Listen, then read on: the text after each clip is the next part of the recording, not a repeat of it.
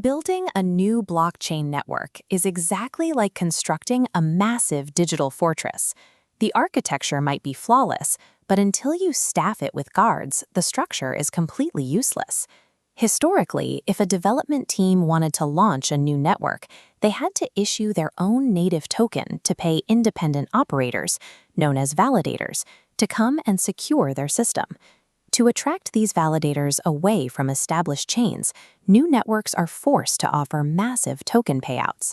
Over time, this constant printing of new tokens floods the market, diluting the asset's value and punishing early investors. In the early days, when only a handful of validators are online, the network is incredibly fragile. A wealthy attacker could easily buy up enough influence to execute a hostile takeover and rewrite the rules. For years, the multi-million-dollar financial cost of bootstrapping economic trust from zero acted as a larger barrier to entry than writing the code itself. This flowchart illustrates the solution: restaking. Instead of spending millions to recruit an independent validator pool, a new network, called an actively validated service, or AVS, can simply rent its security directly from Ethereum's massive pre-existing pool of staked assets.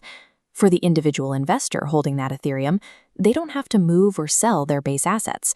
They just delegate them to the new network, creating a secondary stream of yield that compounds on top of their original returns. But this extra yield comes with strict conditions. To ensure validators behave honestly on the rented network, investors must agree to new smart contracts that enforce additional slashing penalties.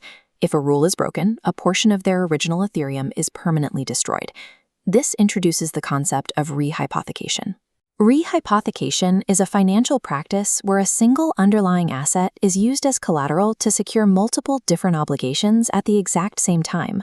If one of those newly attached networks contains a fatal smart contract bug, or if the validator acts maliciously on just one of the three systems, the slashing penalty triggers. The base asset is liquidated, taking down the security of the other connected networks with it. The restacking sector is built entirely on this trade-off, where users accept the risk of systemic cross-network contagion in exchange for higher compounded yields. EigenLayer created this market. It is the first mover incumbent, currently holding the vast majority of the billions of dollars locked in the restacking sector. EigenLayer enforces strict rules on what can be used as collateral. It almost exclusively accepts native Ethereum and a select few liquid staking tokens. Liquid staking tokens are tradable receipts that represent staked Ethereum. Because Ethereum is the most decentralized and economically secure proof-of-stake network in the world, EigenLayer inherits a pristine, highly battle-tested foundation. Any new application building on top of it gets gold standard protection. However, this rigidity locks out millions of investors. If a user holds a diverse portfolio of stablecoins, wrapped Bitcoin, or other governance tokens, those assets sit idle. They cannot be put to work in the EigenLayer ecosystem. There is also a structural risk. EigenLayer operates as a massive, singular oversight entity with upgradable contracts, meaning a small, centralized committee could theoretically alter the rules of the entire system. EigenLayer deliberately sacrifices asset flexibility and modularity to guarantee that the baseline security it provides is backed exclusively by the strongest asset in the industry. Symbiotic entered the market specifically to dismantle EigenLayer's rigid collateral rules, offering a highly modular alternative. Symbiotic uses a permissionless architecture. Instead of restricting deposits to Ethereum, the protocol allows networks to accept nearly any ERC20 token as security, including stablecoins, wrapped Bitcoin, and highly experimental governance tokens. Decentralized finance optimizers can now mobilize assets that previously sat dormant in wallets, generating restaking yield from idle capital. This comparison matrix shows the stark difference in collateral profiles. While EigenLayer relies on the stability of Ethereum on the left, Symbiotic allows networks to rely on highly volatile assets on the right. This introduces junk bond security, where a network is backed by collateral that could crash overnight. To counter centralization, Symbiotic deploys non-upgradable, immutable core contracts. As seen in this new row, Symbiotic locks its code permanently, eliminating the risk of external governance manipulating the rules. Immutability has a downside. If a catastrophic bug is discovered in the code, the development team cannot step in to quickly patch it. Users would be forced to execute complex manual migrations to rescue their funds. Symbiotic maximizes ecosystem flexibility and decentralizes control. The direct cost is that it exposes participating networks to subpar collateral crashes and inflexible code. Karak represents the aggressive, multi-chain expansionist in the restaking sector, pushing the concept entirely past the borders of the Ethereum mainnet.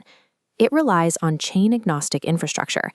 This means Karak operates natively across completely different blockchain environments, including Layer 2 rollups, the BNB chain, and Blast.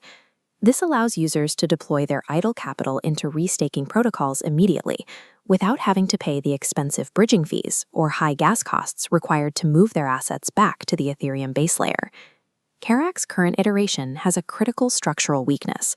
Unlike its competitors, it has not yet fully implemented automated slashing mechanisms. Slashing mechanisms are the mathematical penalties that automatically destroy a malicious validator's funds to enforce honesty. Without automated slashing, Karak currently operates on early adopter trust rather than mathematically enforced cryptoeconomic security. For now, it represents the highest infrastructural risk in the sector. With 3 radically distinct architectural models, deploying capital effectively requires mapping specific investor profiles directly to the protocols that suit them. This quadrant chart maps out the landscape. On the x-axis, we measure ecosystem maturity, and on the y-axis, asset flexibility. Down in the bottom right, we find EigenLayer, which is built for institutional capital and highly conservative yield farmers.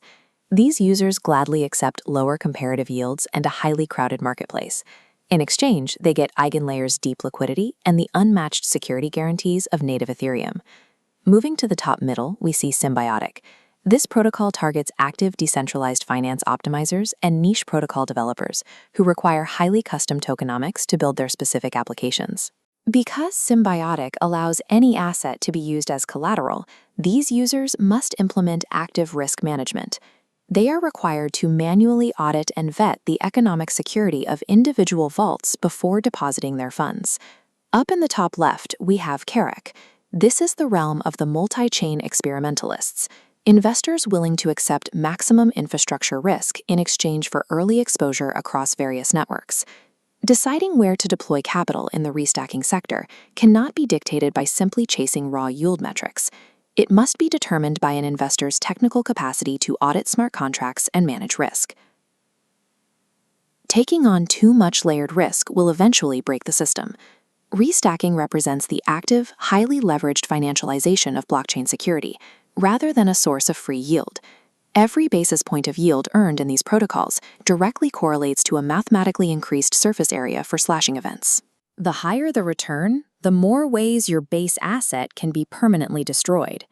The architecture that survives the first wave of cascading liquidations will ultimately win the restaking wars, regardless of which protocol currently holds the highest total value locked.